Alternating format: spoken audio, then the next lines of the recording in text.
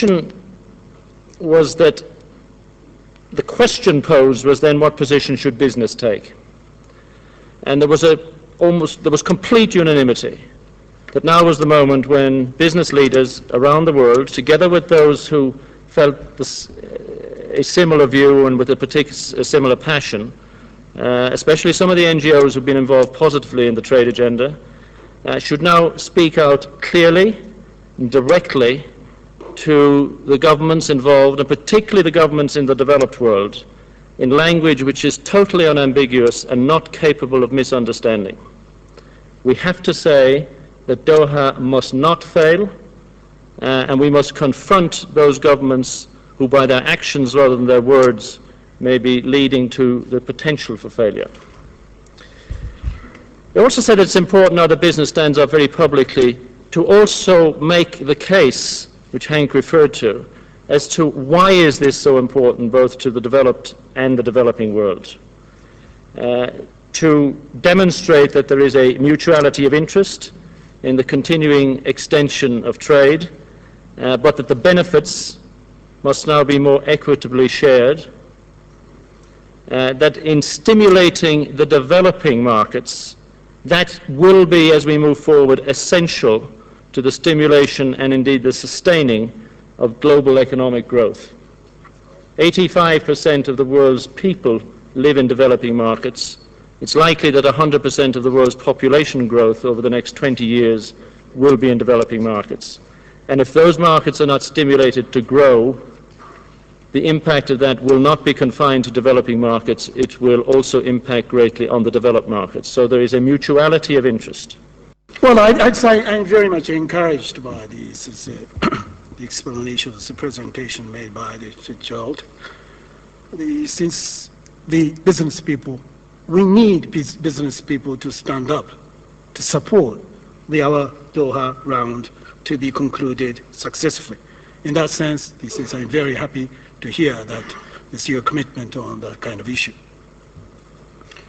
The trade, yes, the trade itself is closely linked with prosperity and economic growth and so on. But trade itself is also and trade negotiation is very much closely linked to the domestic economic reform too. In that sense, many countries has their own difficulty, especially in the developing countries. For example, we discussed a couple issues to lower the tariff. Well, that directly reduce their government revenue. At that time, they have to find out another way to increase their revenue in the government, in the budget.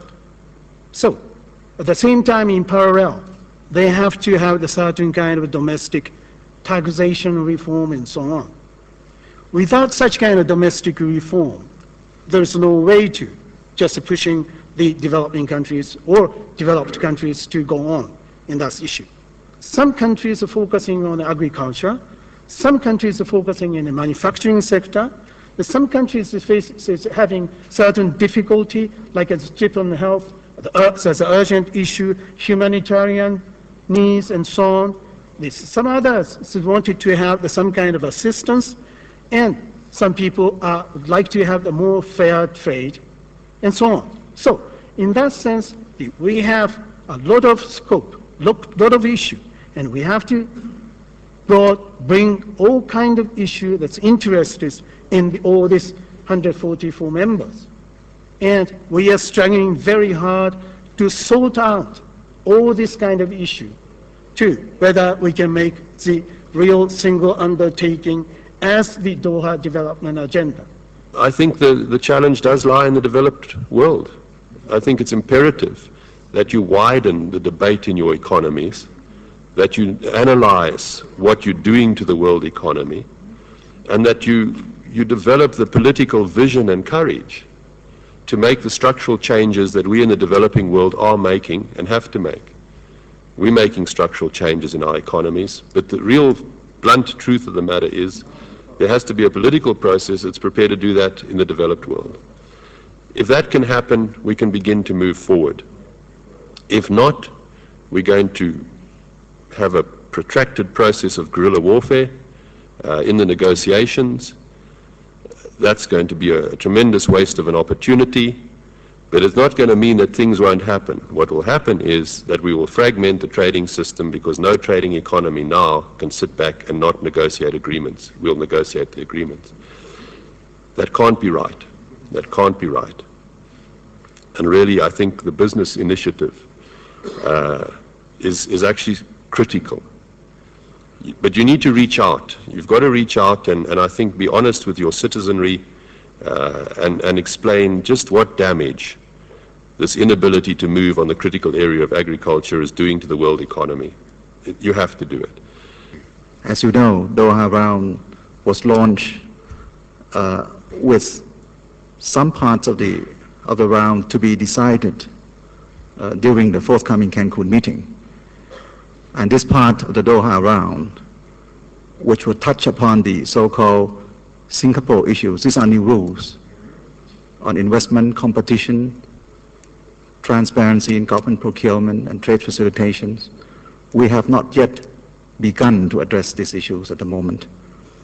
So even if we succeed in fulfilling all the deadlines up to Cancun, still we have to deal with these four highly difficult and important issues at Cancun itself.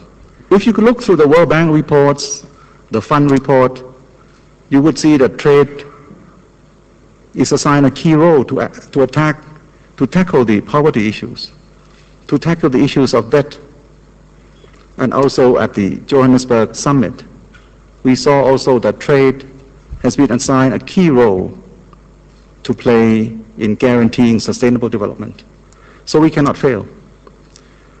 But I'm not so sure whether this kind of message is always at the heart of the economic decision makers in the countries members of WTO all the time. Of course, at Doha, we had a special set of conditions that drove people into agreeing on the launch of a round. At Doha, we could not sustain another Seattle.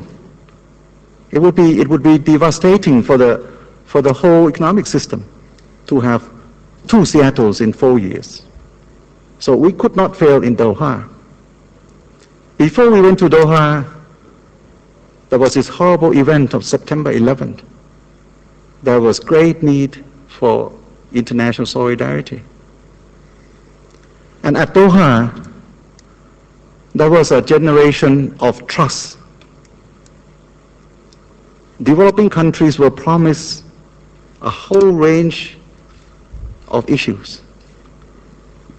Technical assistance, capacity building, spatial and differential treatment, trade and transfer of technology, trade, debt and finance, spatial treatment for LDCs, the list of countries, spatial treatments for small economies. It's a range of promises, commitments. And one spatial promise, which is close to both of our hearts, Hank's and mine and all these people, which how to operationalize our intellectual property right agreement in a way that we do not inhibit poor countries that do not have manufacturing capacity for essential drugs to get their hands on the drugs. These are elements that were built up at Doha. And as we move from Doha, away from Doha, I hope people do not forget the commitment. If I was sitting today in a developing country, I would have serious doubts on the evidence so far since November of 2001, whether I could trust the developed world. They haven't given me any reason to trust them. Now, I don't want it to be confrontational, except I think also, and that was the theme of what we were discussing yesterday, we have to keep reminding ourselves of the fact. I mean, I'm encouraged by what Dr. Supachai said in terms of what and I'm not being dismissive, Dr. Supachai, the technical progress. But at the end of the day, it's about the negotiating progress. And there's 100 weeks left. 100 weeks. And they will go very quickly indeed. And unless the two big developed blocs, the US and Europe, and I'd have to say at this moment in time, there's been an air around Davos over the last 2 or 3 days of Europeans being very critical on the issue that's on all of our minds of Iraq and the Middle East, etc., very critical of the United States. If I were sitting in the United States, I would be equally critical of the lack of vision in Europe with regard to what needs to be put on the table in terms of unblocking these discussions, because Iraq will come and it'll go. Trade will be with us forever.